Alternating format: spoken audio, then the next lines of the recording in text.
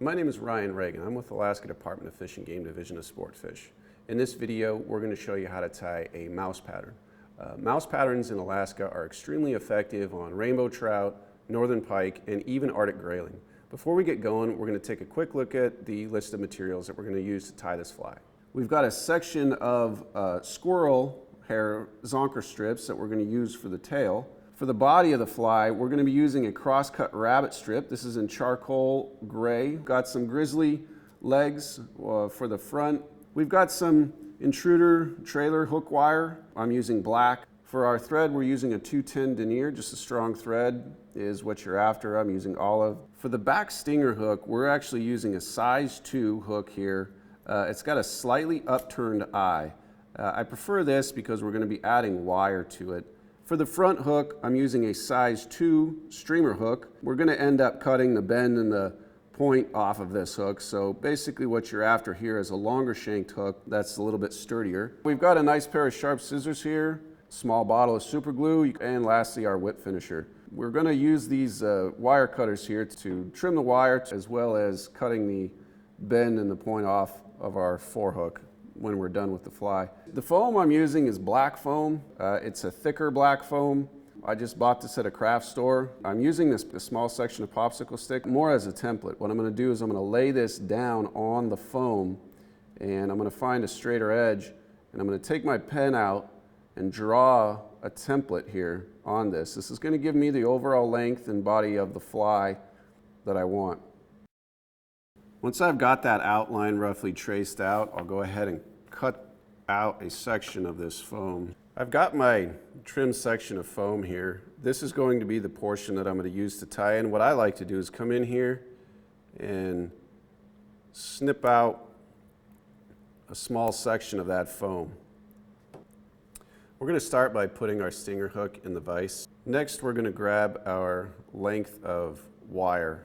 And we're going to take these two cut ends and we're going to pinch them together and run them through the eye of the hook from the top. And you can see I've got this loop here. I'm going to actually take the hook out of the vise and pull that wire over the hook. So what I'm left with this wire secured to the eye of that hook. Next step will be to tie this wire down in. This is going to help secure that wire. For the tail section, we're going to use a section of this squirrel zonker strip. I'm going to come in here and I'm going to only use a small section of hair here, just a little tuft on the back end. Now we've got a long section of our wire here, which we're going to get to use here in a second. But before I do that, I want to go ahead and tie this off. So this is kind of where it gets tricky. You're going to actually need to whip finish this. I typically use my fingers to do this because I can get a wider loop there. Once I've done that, go ahead and trim the excess off. We're going to take this out of the vise. We're going to set it aside for now. And we're going to take our front hook, our streamer hook, we're going to put that in the vise. And we're going to go ahead and tie a thread base on this hook. I'm not going to go all the way back to the point of the hook. Then I'm going to take my wire with my stinger hook. I'm going to set it here. Now you can see I've got some extension here over the eye of the hook. That's intentional. So what we're going to do is we're going to take those two ends, we're going to run that through the eye of the front hook. Now this is going to be what's going to look like the tail of the fly, so you need to just adjust your materials according to how long you want the tail to be. I'm going to make sure that it's tied directly to the stinger hook, and then I'm going to bend them back over like that. Once I have this material where I want it, I'm going to go ahead and tie it in. And you can just wrap right down on that wire. You're basically securing everything. When this is fished, it's a very durable fly. I'm going to stop right there. So you can see here I've got this. I'll take that, go ahead and trim the excess off. And I'm going to take this and I'm going to work from basically backwards. So I'm going to slide that split section over the shank of the hook. You can see here those foam chunks kind of split open like that. I'm just going to again use my fingers to secure them to the hook, and I'm going to go ahead and wrap this in. And I'm going to grab a section of my cross-cut rabbit strip. I've got about a 5 or 6 inch section of my cross-cut rabbit strip here. And what I like to do before tying this in is lay it on the hook to make sure where those hairs are going to go, so I know the position to tie it in. So I'm going to come in here and I'm going to put one end of my cross-cut rabbit strip pretty much right next to the foam. I'm going to tie that in. I'm going to wrap forward toward the eye of the hook, and I'm going to stop just short of the eye. At this point, I like to add just a dab of super glue on the shank of the hook. Helps secure that cross-cut rabbit strip to the shank. Once I've got all that material in there, I'm going to go ahead and wrap this in using loose wraps, just adjacent to each other.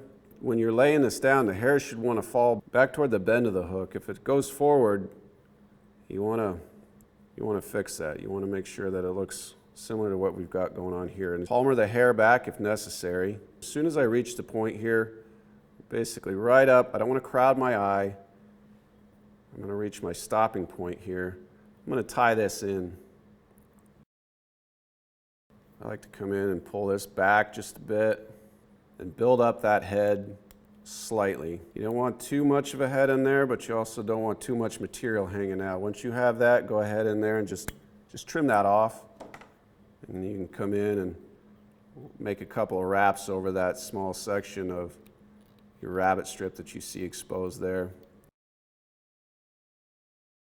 Make sure everything's backing away from that head. I'll come in and palmer the hairs out. Basically what I want is I want this hair to lay flat and to the side. So you can see here I palmered it out slightly to the side. One thing I'll do here is I'll come in and lightly pull up the middle section of the hairs.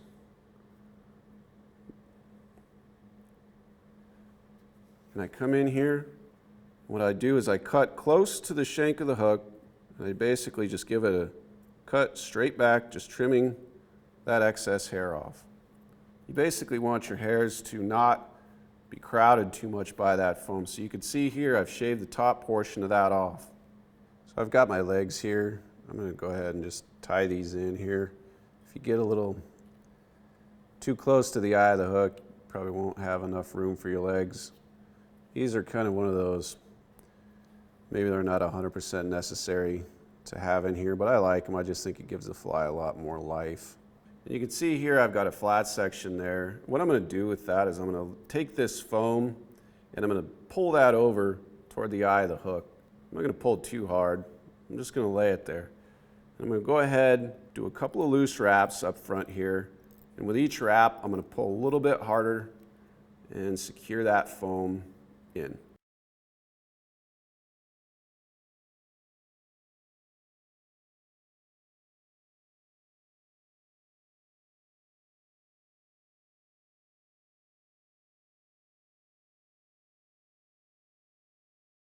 Now, this fly is almost done. One thing I want to do here is with this excess foam that's hanging over the head, I'm going to come in here and just trim that off slightly. The last step here we're going to do with this fly is we're going to go ahead and take this bend and point off of this hook here. So when I do that, I want to make sure I'm not going to cut my wire here. So I'm going to just take it out of the vise, and what I want to do is just basically put those cutters right there close to the material and cut it off. All right, and then that's the completed fly here. So you could leave that front hook on there if you wanted to. I choose not to because I like fishing it with just the stinger hook. And that concludes the tying of this fly. We hope you enjoyed tying it, and we really hope you enjoy fishing it. Good luck, and we'll see you on the water.